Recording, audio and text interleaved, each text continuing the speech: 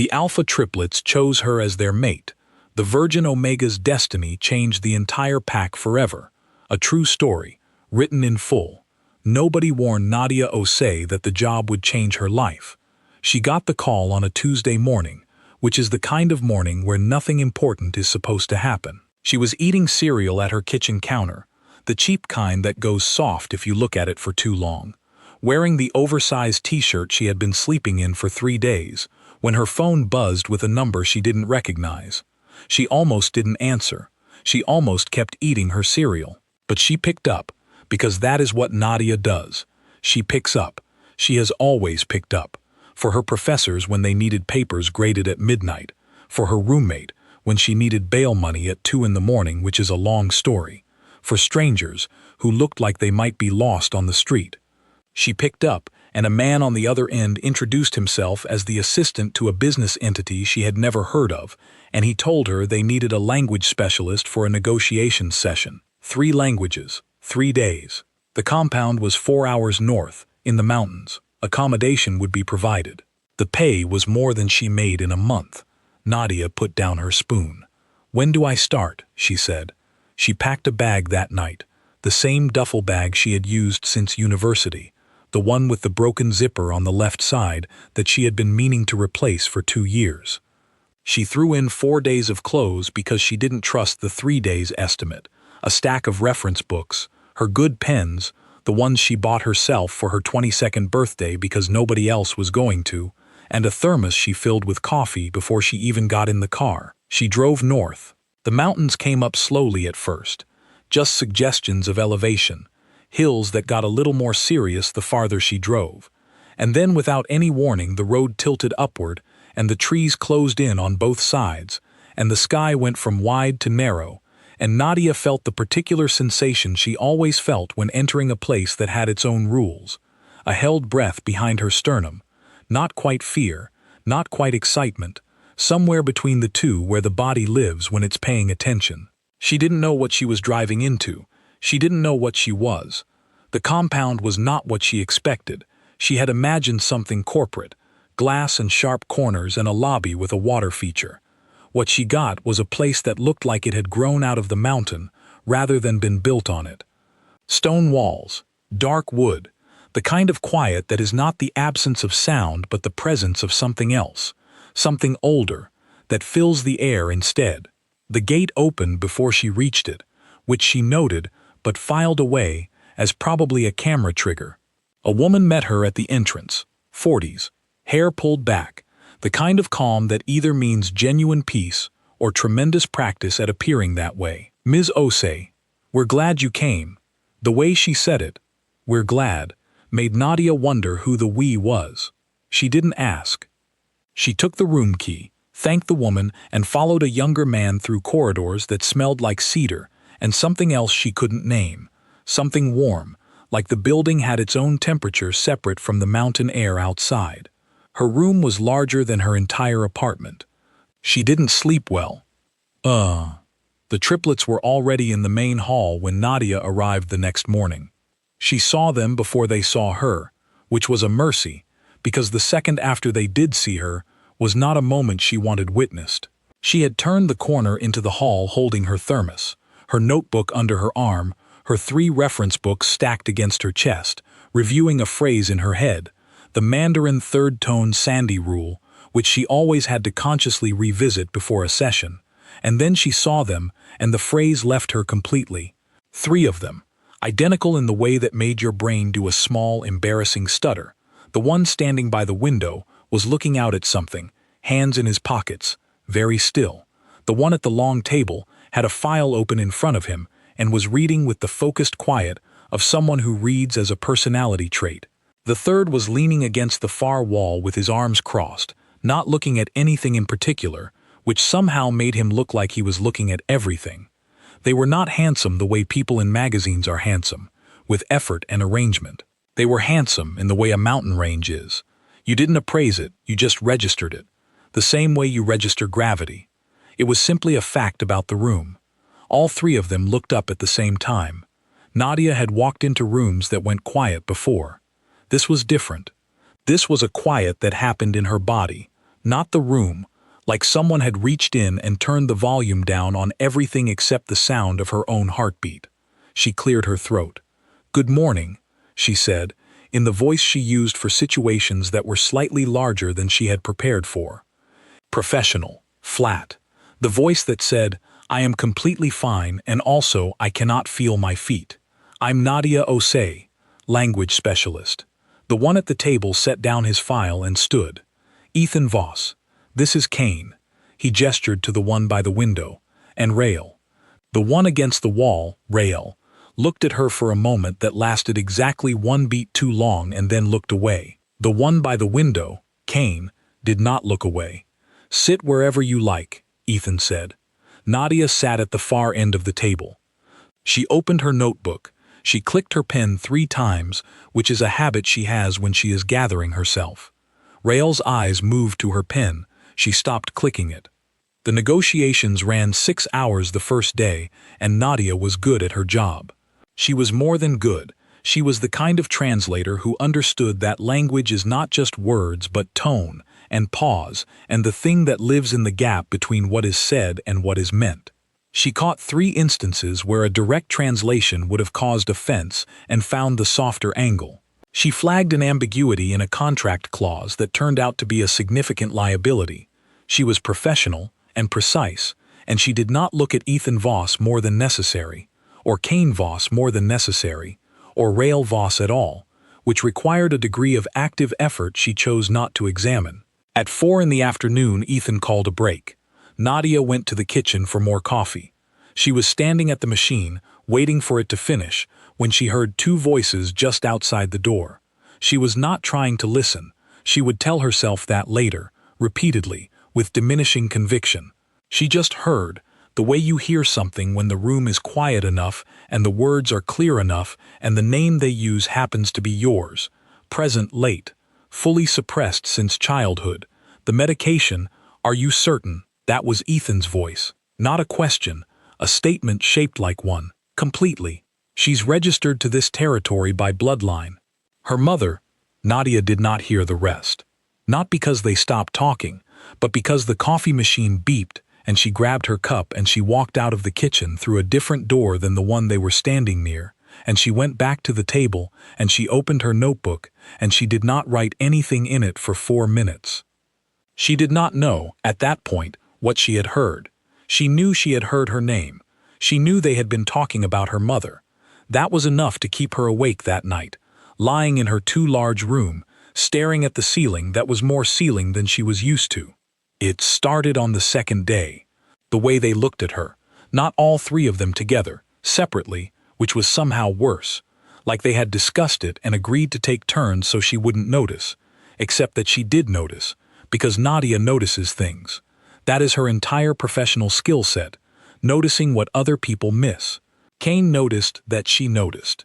"You're very observant," he said during the afternoon session, in a gap between the delegates. Not quietly, just directly, like he found her observational nature to be a point of interest rather than something he needed to manage. "It's my job," she said. "It's more than your job." She looked at him for 1 second. "Please don't tell me what my qualities are. I find it patronizing when people do that." Kane smiled. Not politely, not the smile you make when you are maintaining professional harmony. The real kind. "You're right. I apologize." She had not expected an apology. She turned back to her notes. The 3rd day began early.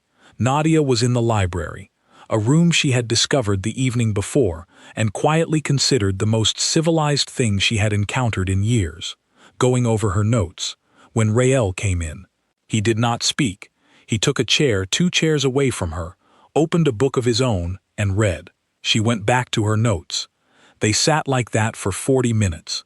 It was the most comfortable she had felt since arriving. Then she said, without fully planning to, "Why do you all look at me like that?" Rael turned a page. "Like what? Like you know something about me that I don't." He was quiet for long enough that she thought he wasn't going to answer. Then, "Because we do." She put down her pen. "What does that mean?" Rael looked up from his book. He had eyes the color of dark river water and an expression that was not unkind. There's something you need to be told. We were discussing how to tell you correctly. Ethan wants a formal process. Kane wants to just say it. I have been suggesting we let you ask, because you were going to ask. Nadia looked at him. I'm asking, she said. He nodded once and closed his book. Nadia? They told her in the library. All three of them, which Rael had apparently communicated to the others because Ethan and Kane arrived within minutes of her question. They arranged themselves naturally. Ethan standing, Kane leaning against the bookshelf, Rael still seated with his closed book in his lap, and Ethan told her. She was an Omega, not in the way the word had existed in her head before, as something from stories, from mythology, from the books she had read growing up that she had always half believed and half dismissed. Real, biological, documented. She had been born into the classification, and her expression of it had been deliberately suppressed by a medication started when she was so young she had no memory of a before. The medication had run out when she was 18. Her body had been shifting quietly since then, but so slowly, so gradually, that there had been nothing alarming to notice. Until now. Until them. And she was registered, by bloodline, to the Voss Pack territory. Her mother had been a Voss territory Omega. Her mother had also been the one to start the medication. Ethan said all of this carefully, precisely, in the same tone he had used during the negotiations. Organized, factual, a man who respects information and delivers it correctly. He did not dress it up or sand the edges. Nadia sat very still through all of it. When he finished, she said nothing for a while.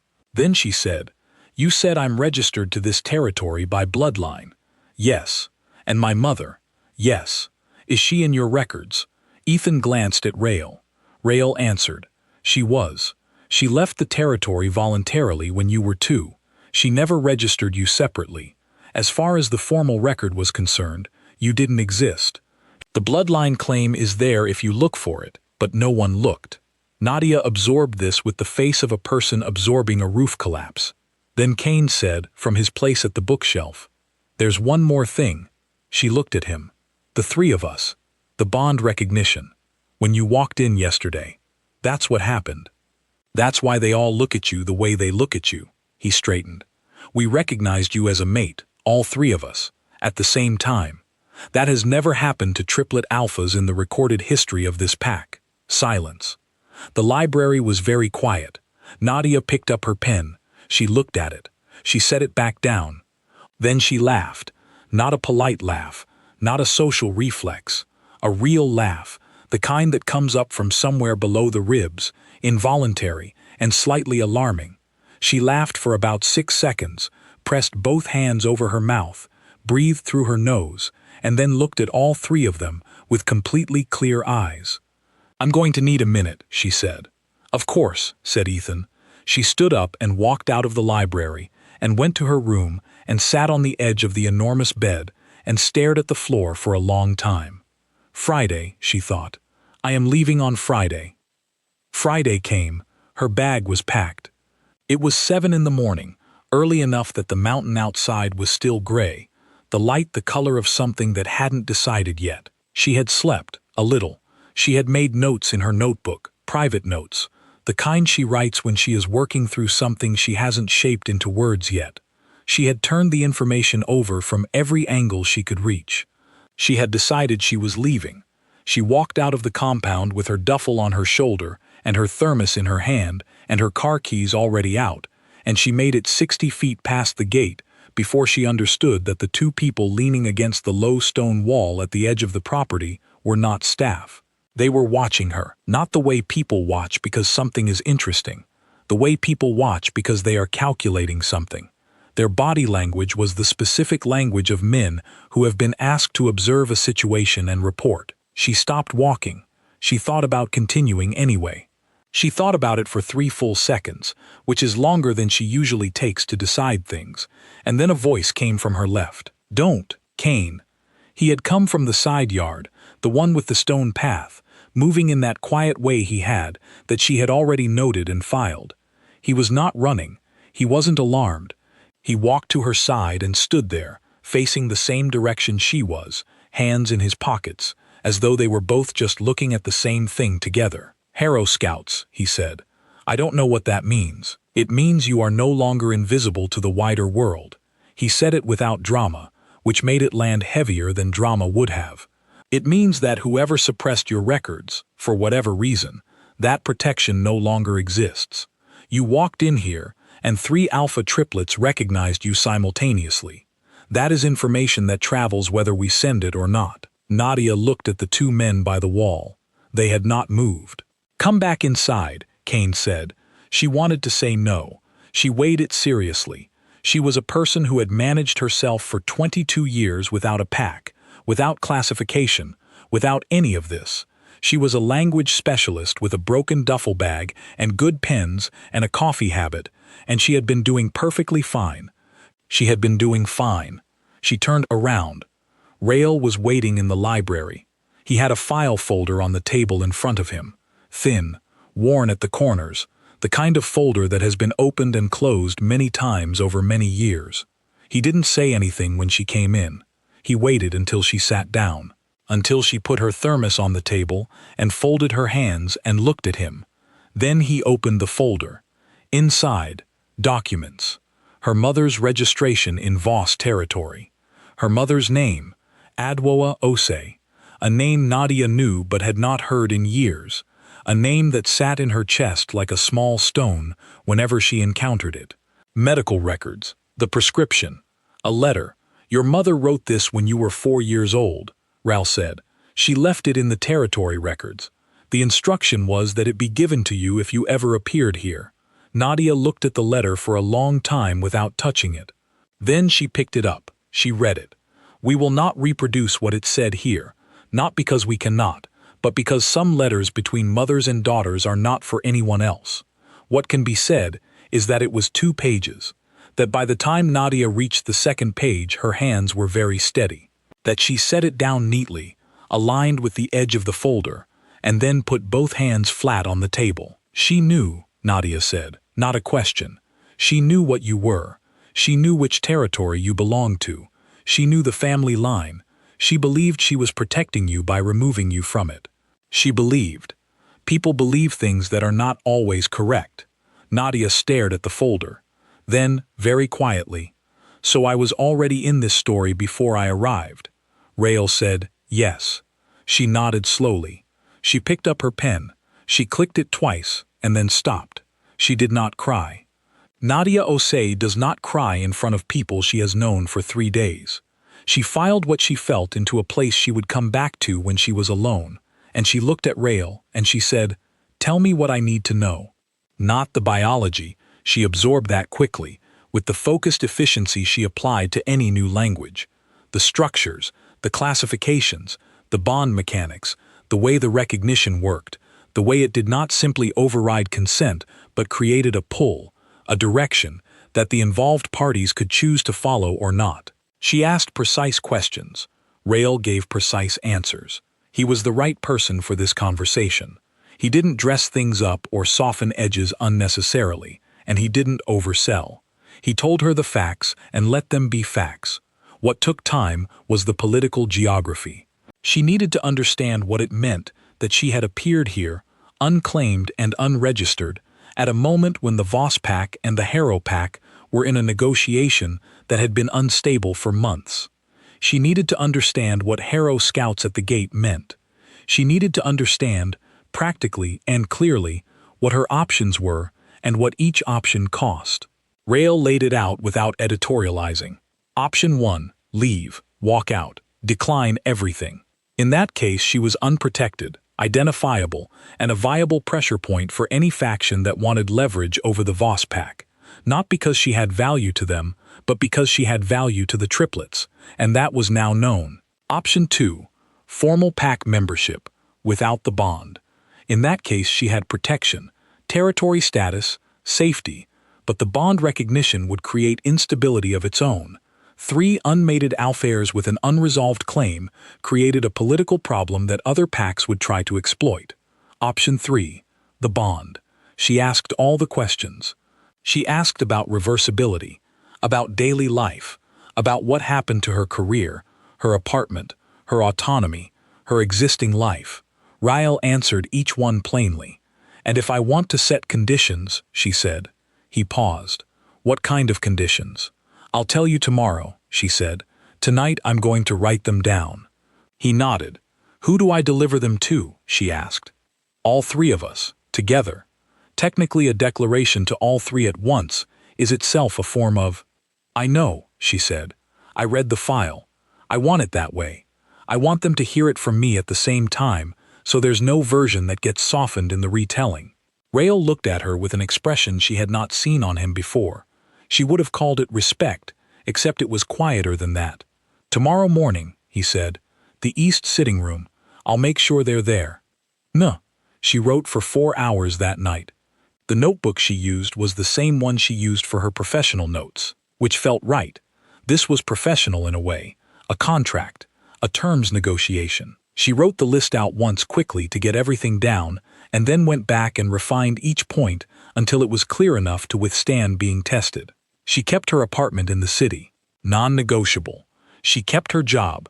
She would take work from the compound when it was needed, but she was a language specialist first, and that did not stop. She was consulted, actually consulted, not informed after the fact, before any council decision that involved her name, her status, her body, or her territory. She was not property. She was not a political asset to be deployed.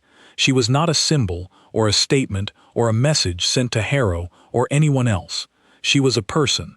She had a closed door. She had private time. She had the right to leave the compound without explanation. She wrote 11 points. Then she sat back and thought for a while, because she was writing a list for 3 separate people, and she needed to consider whether there was anything they would need that she hadn't considered. This was not charity. It was the same practical thoroughness she applied to any contract. An agreement that only protects one side doesn't hold. She added a 12th point and a 13th, both small, both practical, both fair. Then she went to sleep. The East sitting room the next morning held all 3 of them as promised. Ethan at the table, Kane at the window, like the first day. Rael in a chair in the corner with a book open in his lap that she did not believe he was actually reading. Nadia stood at the head of the table. She read the list, all 13 points, in order, in her clearest professional voice, the one that does not rise at the end of sentences and does not apologize for taking up space. She did not pause for their reactions. She read it like a document because it was one. When she finished, there was a silence. Then Ethan said, "Agreed." Not negotiating, not requesting edits. Flat agreement, the way a person agrees when they have already decided the answer is yes. Kane turned from the window. "Obviously," he said, which was such a Kane response that it pulled a very small sound from Nadia that might have been the beginning of a laugh. Controlled immediately. Rael set down his book. He said, "There are 2 things you haven't included that should be there." She looked at him. He told her what they were. One was a protection clause she had not known existed, a formal record of her conditions in the territory archive, unalterable without her signature. The other was a direct line of contact with the territory council independent of the triplets, so she was never in a position of having her access to information mediated by anyone. Both were in her favor. She looked at him for a moment. He picked his book back up. "Add them," she said, "and then we proceed." The bond was made the old way, which she had read about and which turned out to be both more and less dramatic than described. There was no ceremony in the theatrical sense. No crowd. It was the 4 of them in the same room, and the formal words, spoken in the original language of the territory. A language she already spoke, which Rael had noted, which turned out to be a bloodline thing rather than a coincidence, one of many facts she was still assembling into a comprehensible shape. It held. She felt it the way she felt the change in air pressure when the mountain weather shifted. Not a thunderclap, not a revelation, but a settling, a click. Like a door that had been ajar for as long as she could remember, had finally found its frame. She went back to the city on Monday. She kept her apartment. She kept her job. She called her closest friend, the one she had known since her first year of university, and said, "I need to tell you something that is going to sound insane." The call lasted 2 hours. Her friend had questions. Nadia answered the ones she could and said, "I am still figuring that out," for the ones she couldn't. She was, in fact, still figuring it out, but she was figuring it out as herself. That was the part that mattered. The months that followed were not a transformation in the romantic sense. She did not become softer. She did not become quieter or more settled or more compliant. If anything, she became more precise, because she now had information she had previously lacked. She understood what she was navigating, which meant she could navigate it correctly. She came to the compound 2 weekends a month, sometimes more. The pack adjusted to her presence the way water adjusts to a new stone, finding its way around the edges, taking its time. Some people were warm from the start. Some people were wary and showed it. Some people were wary and didn't show it, which she found more interesting. She learned names. She asked about people's work and meant the questions. She did not perform accommodation. There was an elder named Orla who had voted to bond Nadia without her knowledge or consent, back in those first days when the council had convened over what she was. Orla was 71, compact, formal, a person who believed the pack's stability justified certain decisions. She was not cruel. She was simply built from a different principle than Nadia was. They did not avoid each other. They had a conversation, once, that lasted an hour and a half in the compound garden, at the end of which nothing was resolved but both of them understood the other more precisely, which was not the same as agreement but was something. Nadia left that conversation with the feeling she always had after a genuinely difficult exchange, tired and more real. 6 months in, the Harrow Treaty came back to the table. The Voss Council had been working on the revised terms for weeks. The final draft was sitting on the table at a session Nadia attended, because she was always at sessions now, quiet in the corner with her notebook, not because she had been required to attend, but because the work of a negotiation is the kind of work she understood, and she was not a person who sits on the outside of things she can help with. She was reading the treaty. She was reading the treaty in the original Harrow dialect. She had asked for the original, not the translation, which had struck the council as unusual at first, and she was on the 4th page when she stopped. "Wait," she said. The room looked at her. "This clause." She turned the document so they could see the page. She pointed. "The way this is phrased in the original, the word they've used here doesn't mean what the translation says. The translation says adjacent. The original means including. The distinction is not small. You would be ceding territorial rights to the Northern Corridor in the same signature." Silence. A long silence. Orla, who had a face built for controlled expressions, was not controlling this one. Ethan said, "Are you certain?" "I speak the language," Nadia said. "Yes." The treaty was not signed. 3 weeks of renegotiation followed, and the new terms were genuinely fair. No buried clauses. Language reviewed by Nadia before any version went back to Harrow. She billed her standard translator rate. The council paid it without comment, which was, in its own small way, a form of the conversation she and Orla had in the garden. She learned things about the triplets slowly, at the pace they were offered. Ethan she had understood fastest, because he was the most legible, not simple, not shallow, but he operated close to his surface. He thought in systems and responsibilities. He had been raised to lead and had made peace with it rather than resenting it, which was a rarer thing than it should have been. He was also, she discovered, a terrible cook who had strong feelings about being a terrible cook and refused all assistance. She found this very funny. He found her finding it funny, inexplicably, very endearing. Cain she had understood instinctively from the beginning, which had made her more careful about him rather than less. It is easier to underestimate a person you think you've figured out. He was the kind of person who had decided very early that he was not going to pretend to be smaller than he was, to make anyone more comfortable. He disagreed with Ethan as a policy. This was not actually about Ethan. This was about the fact that Cain had spent his entire life in a situation where someone else was nominally in charge, and he had significant opinions, and the disagreement was how he stayed himself inside that structure. She told him this once, plainly, and he was quiet for a moment, and then said, "That's true." Then, I don't like that you're right. She told him she knew. Rael took the longest. Not because he was closed, because he was the kind of person who makes you wait until you are paying real attention before they show you anything worth seeing. He left books in places she would find them. He made notes in margins. His own books, not hers, but he had left her one with a single underlined passage and no explanation, and she had spent 2 days with that passage before understanding what he meant by it. He liked early mornings and silence, and the specific kind of conversation that most people mistake for small talk, but is actually not small at all. He was the one who had suggested she be allowed to ask. He was the one who had added the 2 protective clauses to her conditions. He was the one who, 9 months in, left a copy of a book on her car seat, a book she had mentioned once, briefly, in the library, not as a recommendation but just as a name, and she had driven 40 minutes home with it on the passenger seat, and thought about what it meant to be known that carefully. A year after Nadia Osei had driven north with a broken duffel bag and a thermos of coffee and a phrase in Mandarin she had been reviewing in her head, a girl arrived at the Voss compound. She was 16, she was late presenting.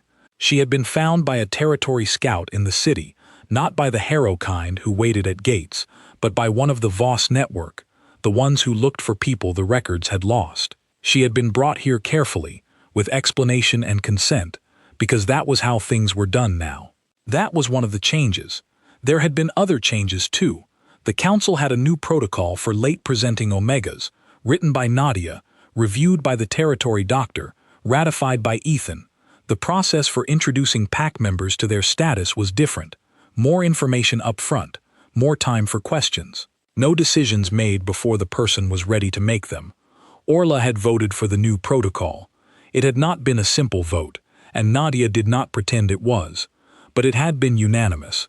The girl's name was Yemi, and she was terrified in the particular way of someone trying very hard not to show it. She had been told she would meet with the alpha triplets and their mate. She had been given documents. She had been given time to read them. She arrived at the compound expecting something formal. She was brought to the kitchen. Nadia was at the counter making coffee, in the same oversized t-shirt she always wore on weekends when she worked from the compound, her notebook open next to the coffee machine, 3 reference books stacked on the counter beside it. She looked up when Yemi came in. She looked at the girl for a moment. Then she said, "Sit down. Do you want coffee? I'm going to guess. No, you're 16. I have tea. Also, there's bread if you haven't eaten." Yemi sat down slowly at the kitchen table. Nadia poured 2 cups. She pushed one across the table and sat down across from the girl with her own. She wrapped both hands around it. "They're going to tell you what you are today," Nadia said. "I want you to know, before they do, before any of it, that's only the beginning of the sentence." Yemi looked at her. "What does that mean?" "It means what you are is not what you become. It means the classification is a starting point. It means nobody gets to use it to make decisions about you without you in the room." She took a sip of her coffee. "It means you're allowed to ask every question. It means you're allowed to say no to things, and to set terms, and to take time. It means you're not going to be managed." Yemi was quiet for a moment. "How do you know all of this?" "I was you, a year ago, minus the warning." Yemi looked at her hands, then back up. "Were you scared?" Nadia considered this seriously, the way she considered all things that deserved a serious answer. "Yes," she said, "and I was also, underneath the scared, something else. I was interested, because it turned out there was a whole part of my life I hadn't been told about, and I had spent 22 years being curious about the world, and here was something genuinely new." She picked up her coffee again. "Fear and interest feel like opposites. They're not. They use the same part of you." Yemi was quiet for a long time. The kitchen was very still. Then she said, small and honest, "I don't know what to do." "You don't have to know yet," Nadia said. "That's the thing about today. Today is just information. What you do with it is a later conversation." The door opened and Ethan came in, and Kane behind him, and Rael, and they arranged themselves in that natural way they had. Ethan near the counter, Kane by the window, Rael against the wall, and Yemi looked at them and then looked back at Nadia. Nadia nodded once. Yemi turned to face them. Later, after the conversation with Yemi had ended, and the girl had been shown to a room and given the same documents and the same time that Nadia's new protocol specified, Nadia was back at the kitchen counter finishing her cold coffee when Rael came back in. He didn't say anything. He refilled the kettle. "She's going to be all right," Nadia said. "I know. She's scared, but she's not the kind of scared that breaks people. She's the kind that wakes them up." Rael looked at her. "I know," he said again. She understood that he was talking about her, not just Yemi. She let it sit. She opened her notebook to the page she had been working on and picked up her pen and clicked it twice. The kettle came to a boil. The morning kept going. End. Nadia did not change the pack by becoming something extraordinary. She changed it by refusing to become something less than herself. That, it turned out, was enough.